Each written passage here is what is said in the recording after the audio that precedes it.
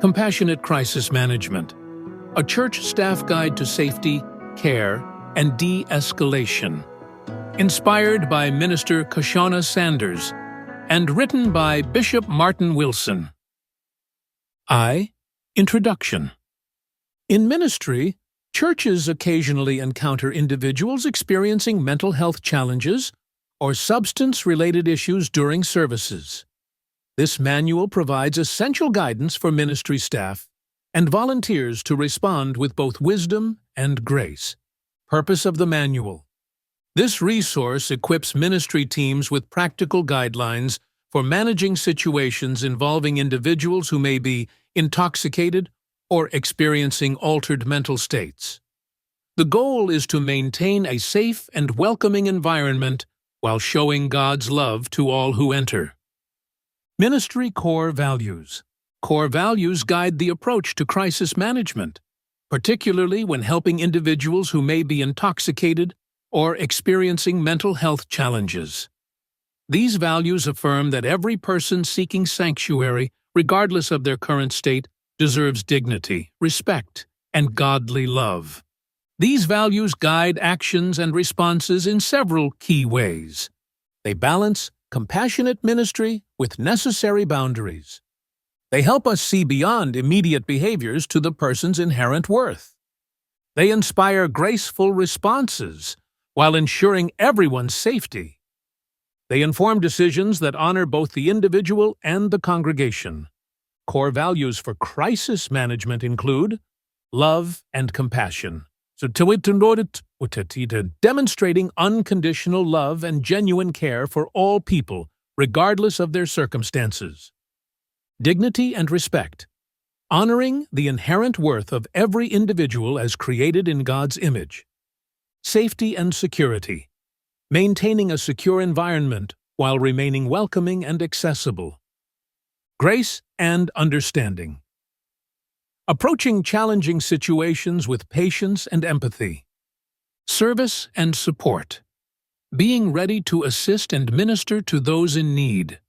Wisdom and discernment. Making sound decisions while balancing compassion with appropriate boundaries. Community and inclusion. Creating a welcoming atmosphere where all people can experience God's love. These core values guide the approach through three essential principles. Ensuring safety for everyone in the congregation. Treating each individual with compassion and dignity. Exercising wisdom and discernment in every situation. 2. Understanding the situation. Understanding those we serve. When addressing crisis situations in ministry settings, we must be attentive to individuals who may need specialized care and support. Our congregation may encounter people experiencing various challenges that require our careful attention and response. Recognizing signs and symptoms. Some individuals may show signs of substance influence through unsteady movement, slurred speech, or confused behavior. Others may be experiencing mental health challenges, manifesting as extreme anxiety, distress, disorientation, or concerning behavior patterns. Understanding these signs helps us respond appropriately and compassionately. The impact of our response. Our response to these situations deeply reflects our ministry's values and can create lasting impressions. By demonstrating Christ's love, we show unconditional acceptance while maintaining appropriate boundaries.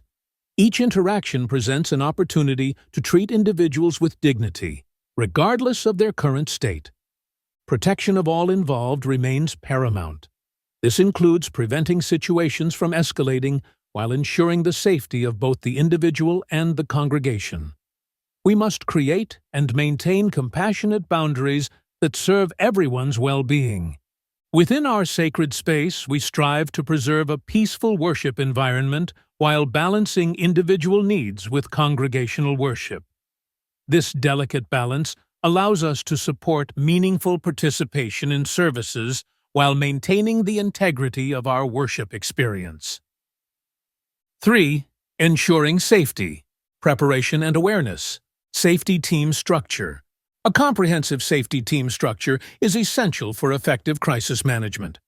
Designate 2, 3 trained team members for each service, ensuring at least one has advanced security training and basic medical response capabilities. Team composition and positioning. The team should be diverse, including both male and female members, and bilingual staff when serving multilingual congregations. Strategic positioning throughout the facility and clear communication protocols are crucial. Team members should be easily identifiable while maintaining a low-profile presence. Facility preparation. The facility itself must be well mapped, with updated floor plans marking all exits, quiet rooms for counseling, and secure areas. All team members should be familiar with the locations of emergency equipment and first aid supplies. Training requirements. Regular training is vital. This includes de-escalation workshops, quarterly emergency response drills, mental health crisis recognition, and partnerships with local law enforcement for specialized security training. All team members must maintain current CPR and first aid certifications to ensure comprehensive emergency preparedness. Personal safety guidelines. Key safety protocols for personal interactions. Never approach individuals alone. This is a fundamental safety rule. Always work in pairs or small teams of at least 2 staff members.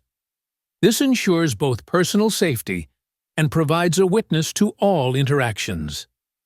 Maintain a composed, non-threatening presence. Keep your voice steady and calm. Use open, non-aggressive body language. Move slowly and deliberately. Avoid sudden gestures that might startle or alarm. Keep appropriate physical distance, about 6 feet when possible. Strategic positioning is crucial. Always position yourself closer to an exit than the individual. Avoid being cornered or blocked. Be aware of potential escape routes. Ensure other team members can easily reach you if needed. Stay within sight of security cameras when possible. When to call for help. Call for professional assistance immediately if the individual displays aggressive behavior, including raising their voice or making verbal threats, taking threatening postures or stances, making violent gestures or movements, attempting to physically intimidate others, showing signs of escalating anger or hostility. The person shows signs of being a danger to themselves or others, including making statements about self-harm or suicide, expressing thoughts of harming others, displaying extreme agitation or paranoia, exhibiting severe disorientation, possessing or reaching for weapons, making specific threats of violence. De-escalation attempts have failed and safety is compromised, as evidenced by multiple unsuccessful attempts to calm the situation, increasing aggression or erratic behavior, risk to staff, congregation, or the individual themselves, loss of reasonable communication, escalating threats or dangerous actions. The situation exceeds the team's training or capabilities, such as medical emergencies requiring advanced care, severe mental health crises needing professional intervention, situations involving weapons or serious threats, cases requiring specialized crisis intervention, circumstances where legal intervention is necessary. When calling for help. Emergency Services Contact Protocol. Contact Emergency Services 911 immediately for any situation presenting immediate threats or safety concerns. This includes active violence or threats, medical emergencies requiring immediate attention, presence of weapons or dangerous items, severe mental health crises posing immediate risk, and any situations beyond the team's training or capacity to manage safely. 911 Call Procedure. When placing an emergency call, maintain a calm demeanor and speak clearly. Provide exact location details, including specific entrance information. Clearly describe the current situation and any immediate dangers present. Follow all dispatcher instructions precisely. Designate someone to meet first responders at the building entrance to guide them to the location quickly. Alert your designated security team leader immediately by using the agreed-upon communication method: radio, phone, or messaging system. Providing clear details about the location and nature of the situation. Specifying any immediate assistance or resources needed. Following established code words or signals if applicable. Confirming the message was received and help is en route. Keep the security team leader updated on any changes in the situation until they arrive on scene. Ensure other staff members are aware of the situation by using established communication channels like radios, phones, or messaging systems. Key personnel should be informed about the location and nature of the incident, along with clear instructions for any needed support or assistance. Follow protocols for alerting pastoral staff and leadership while maintaining appropriate discretion to avoid causing unnecessary alarm among the congregation. Responding with compassion. Recognizing the image of God in every person. As Genesis 1:27 reminds us, "So God created mankind in His own image. In the image of God He created them." This fundamental truth guides our interactions with all people, regardless of their current state. Avoid judgmental language or attitudes, remembering Jesus' words in Matthew 7. 1, 2. Do not judge, or you too will be judged. For in the same way you judge others, you will be judged. Focus on the person's immediate needs rather than their behavior, following Christ's example of compassion. As shown in Matthew 9:36, when he saw the crowds, he had compassion on them because they were harassed and helpless, like sheep without a shepherd. Effective communication tips. Voice and tone. Voice, volume and clarity. Speak softly but clearly enough to be heard, using a gentle yet firm voice that demonstrates both authority and compassion. Pacing and control. Maintain an even, measured pace that allows the person to process your words. Keep your voice steady and controlled, avoiding any signs of frustration or impatience. Tone management. Avoid sharp or sudden changes in volume that might startle or agitate the person. Use a warm, welcoming tone that conveys safety and understanding, while maintaining professional boundaries. Active listening practice. Active listening by acknowledging their words with occasional nods or brief verbal affirmations. Impact of voice. Remember that your voice is a powerful tool for de-escalation. It can either calm a situation or inadvertently escalate it. Communication approach. Speak simply and clearly. Avoid complex language. This is crucial in crisis situations for several important reasons. It ensures your message is easily understood by someone who may be in an altered mental state. It helps maintain a calm and controlled interaction, which is essential for de-escalation. It supports effective communication while demonstrating both authority and compassion. It helps prevent misunderstandings that could potentially escalate a sensitive situation. Ask open-ended questions like, "How can we help you today?" Asking open-ended questions is an important communication strategy because it helps maintain clear and effective communication while showing both authority and compassion, prevents potential misunderstandings that could escalate a sensitive situation. This approach is particularly valuable in crisis management as it gives the person an opportunity to express their needs while keeping the interaction constructive and focused. It aligns with the core values of demonstrating dignity and respect while maintaining safety and security. Providing practical support. Offer practical assistance by providing water, tissues, or other basic comfort items. Guide them to a designated quiet room or peaceful seating area away from the main congregation. Ensure they have a comfortable chair and appropriate personal space. Safe space. When individuals are disruptive, compassionately guide them to a separate area by explaining that a quieter space might help them feel more comfortable. Have a team member accompany them to the designated area, ensuring the space is both private and visible to staff for safety. Resource. Connect them with appropriate church support services through qualified counseling staff when available. The prayer ministry team. Relevant support groups or recovery programs. Share contact information for local crisis services and mental health resources, and follow up with the pastoral care team for continued support. De-escalation strategies. De-escalation is a strategic approach to calming tense or potentially volatile situations through verbal and nonverbal communication techniques. The goal is to reduce anxiety, anger, or agitation while maintaining everyone's safety and dignity. Steps for de-escalating tense situations. Assess the situation. Carefully observe the person's behavior.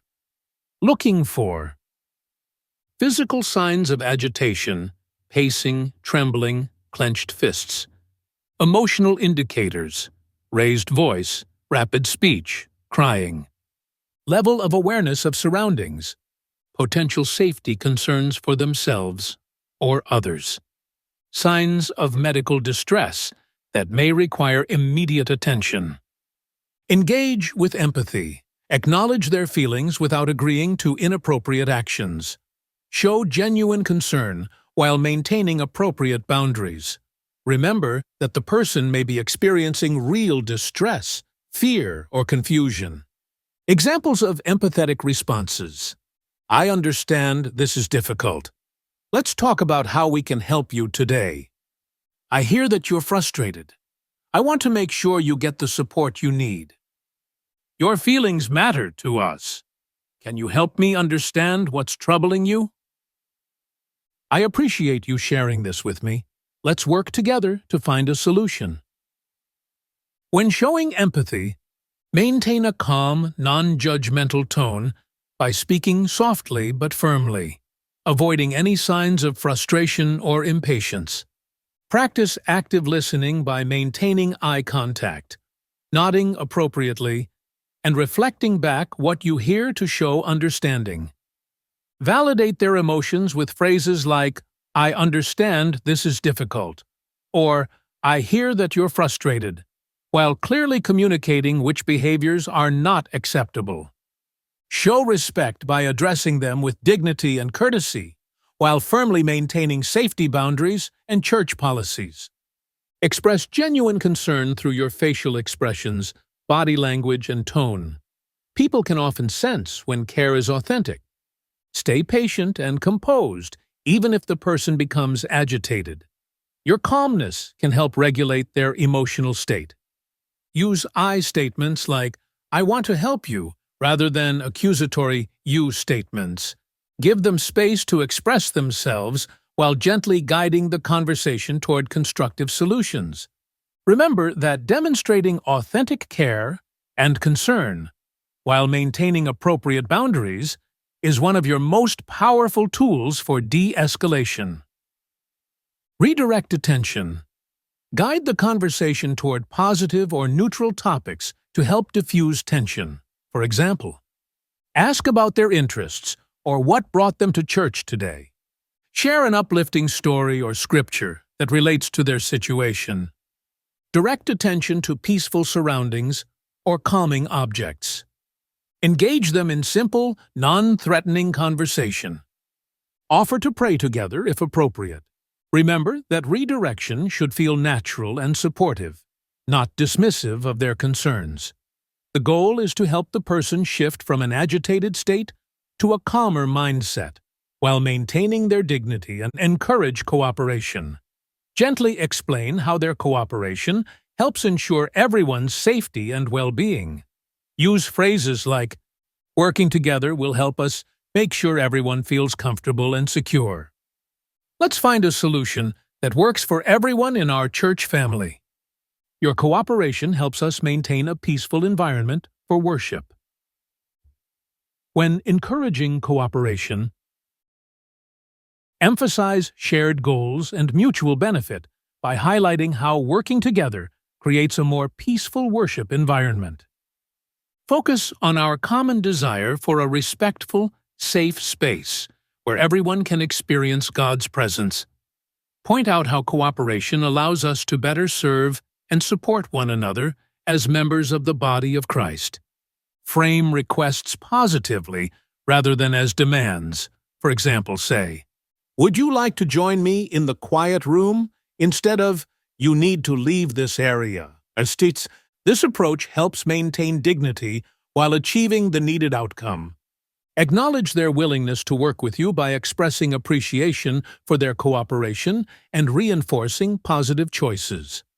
For example, "Thank you for being willing to talk this through with me," or "I really appreciate how you're helping us find a good solution." Takturo. Express gratitude for their understanding and cooperation, such as saying, "Thank you for working with us to keep our church a peaceful place," or "I really appreciate your willingness to help us maintain a respectful environment." This reinforces positive behavior while maintaining dignity and respect. Behavior to avoid. Do not raise your voice or argue. Avoid physical contact unless necessary for safety. Do not promise what you cannot deliver. When to end interaction.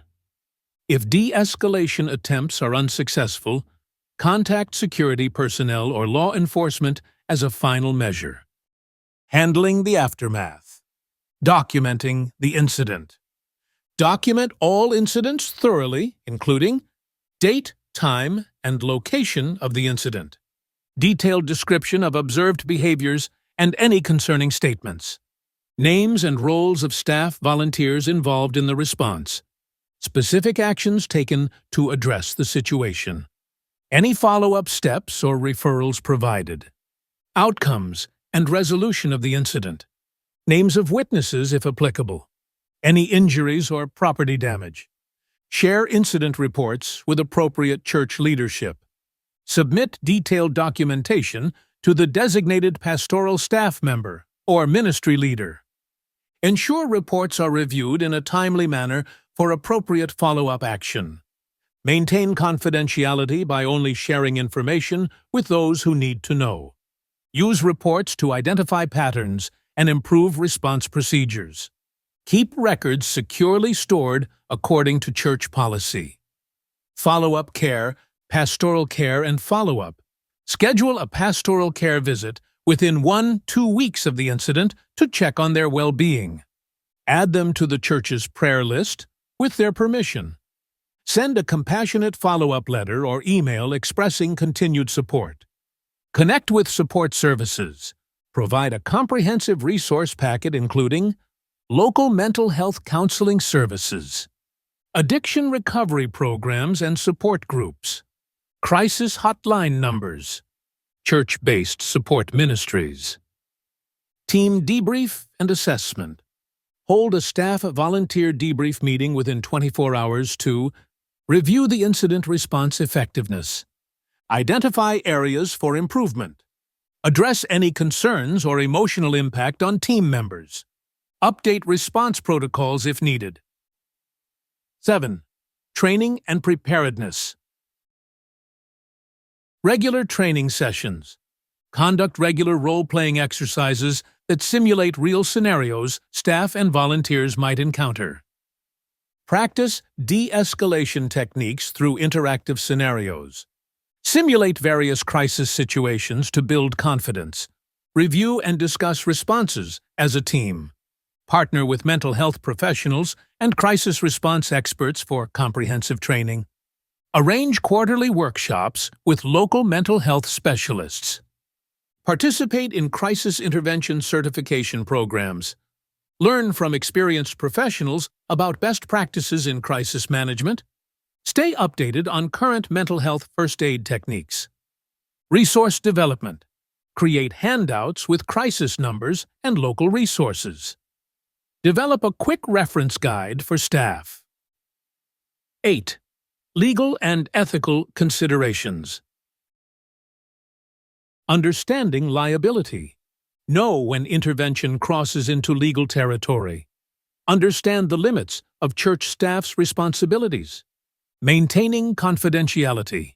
Respect the privacy of individuals and share information only with necessary personnel. Here are important legal and ethical considerations for churches handling crisis situations. Legal considerations. Understand the scope and limitations of staff intervention authority. Know when to call professional emergency services. Be clear on what physical interventions are legally permitted. Understand rights regarding asking someone to leave the premises. Be aware of liability limitations for volunteer staff. Document all incidents thoroughly, including date, time, location, observed behaviors, staff involved, actions taken, witness information, any injuries or property damage. Ethical considerations. Maintain strict confidentiality. Only share information with necessary personnel. Ensure all documentation is securely stored according to church policy. Follow proper reporting channels by submitting incident reports to designated leadership. Additional important legal considerations. Duty of care. Churches have a responsibility to maintain a safe environment for all attendees. Consent. Obtain proper permission before sharing personal information or making referrals. Liability protection. Ensure proper insurance coverage for crisis situations. Americans with Disabilities Act, ADA, compliance. Ensure reasonable accommodations are available. Mandatory reporting. Know when there's a legal obligation to report incidents to authorities. 9. Conclusion. Reinforcing core principles. Safety, compassion, and de-escalation are foundational to our response. Every situation is an opportunity to demonstrate the love of Christ. Call to action. Remain vigilant, prepared, and prayerful as stewards of a welcoming and safe space. This outline ensures church staff are equipped to manage such situations with care and confidence. Church rights. Understanding the rights of a church to ask someone to leave its premises involves balancing property rights, individual rights, and legal obligations. The church's legal rights as private property. Churches are private property. Churches are not public spaces, even if they are open to the public during services. This means church leadership has the legal right to control who can be on the premises. Trespassing laws typically allow property owners or their representatives to ask someone to leave.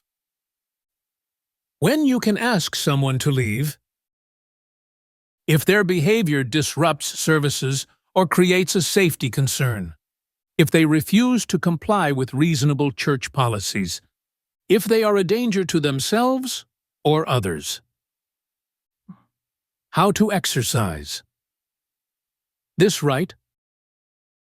Politely but firmly ask the individual to leave. Ensure a witness is present to avoid misinterpretation of your actions. Call law enforcement if the person refuses to leave, as they may then be considered trespassing. Considerations for compassion and due process. Biblical and ethical responsibility.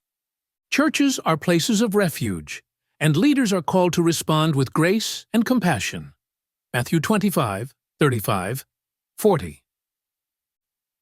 Balance the need for order and safety with a willingness to minister to those in crisis. Providing alternatives. Before asking someone to leave, offer solutions such as moving them to or connecting them with church staff who can help. Explain why their behavior requires action. For example, we want to ensure everyone here feels safe and respected, so we need to address this situation. Documentation. Record the incident in detail, including the behavior prompting the request, steps taken to resolve the situation, who was present during the interaction, rights of the individual. Freedom of religion. Individuals have the constitutional right to practice their religion, but this does not override the Church's right to maintain order and safety. Denying access should not be based on discriminatory reasons, for example, race, gender, disability. ADA compliance, Americans with Disabilities Act. If the individual's behavior is due to a disability, for example, mental health condition, ensure that their rights under the ADA are respected. Reasonable accommodations should be considered before asking them to leave. Best practices for asking someone to leave. Approach with compassion and clarity. Use calm, non-confrontational language. Example: we care about your well-being, but your actions are disrupting others. We need you to step outside for now. Involve security or designated staff. Have trained personnel handle the situation if needed. Avoid escalating the situation unnecessarily. Engage law enforcement as a last resort. If the person refuses to leave or becomes a threat, law enforcement may need to intervene. Be prepared to explain the steps you've taken to address the situation before involving authorities. 5. Liability concerns. Avoid unnecessary force. Church staff or security should never use excessive force to remove someone unless it is a matter of immediate self-defense. Protect against claims. Document interactions thoroughly to avoid allegations of discrimination or mistreatment. Summary. Churches have the legal right to ask someone to leave their premises to ensure safety and maintain order. However, this must be exercised with compassion, clear communication, and respect for individual rights. By balancing these principles, you can uphold the Church's mission while ensuring the safety and well-being of all attendees. Scenarios. Scenario 1. Non-violent situation. The confused visitor. Situation. An elderly woman enters the church during service appearing disoriented and talking loudly to herself. She seems confused about where she is and keeps interrupting the sermon. Response. 2 ushers calmly approach and speak softly to her. They discover she has dementia and wandered from a nearby care facility. They guide her to a quiet room and offer water and comfort. Contact information is found in her purse, and her caregiver is called. Outcome: the situation was resolved peacefully, the woman was safely returned to her facility, and the church later established a relationship with the care home for future ministry opportunities. Scenario 2. Intoxicated individual during service. Situation. A person stumbles into Sunday service clearly intoxicated, speaking loudly and disrupting worship. They are unsteady on their feet and showing signs of emotional distress. Response: 2 trained ushers discreetly approach and position themselves on either side of the individual. They gently invite the person to step into the foyer for a conversation. A pastoral care team member joins to assess the situation and offer support. Water is provided, and the person is encouraged to sit and rest. Team discovers the person is struggling with addiction and seeking help. Outcome: the situation was handled with dignity and discretion. The individual was connected with the church's recovery ministry and offered resources for addiction treatment. They later became an active participant in the church's recovery program. Scenario 3. Potentially violent situation. The aggressive individual. Situation. A man enters the church visibly agitated, shouting threats, and exhibiting signs of being under the influence. He approaches the altar area during service. Response: security team members position themselves strategically near exits and the individual. The head of security calmly engages him from a safe distance, while signaling others to contact authorities. Children's ministry is quietly notified to implement lockdown procedures. Trained staff create a buffer between the individual and the congregation.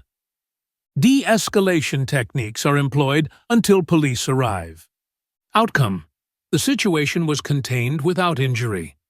The church later discovered the man was experiencing a mental health crisis. They helped connect him with proper treatment resources and maintained contact through their recovery ministry. Key lessons from both scenarios. Quick assessment and appropriate response levels are crucial. Team coordination and clear communication prevent chaos. Documentation of incidents helps improve future responses. Follow-up ministry opportunities often arise from crisis situations. You have been listening to Compassionate Crisis Management, a church staff guide to safety, care, and de-escalation, written by Bishop Martin Wilson. This has been a Wilson Media production. Copyright 2024, all rights reserved. No portion of this manual should be duplicated without express permission from Bishop Martin Wilson.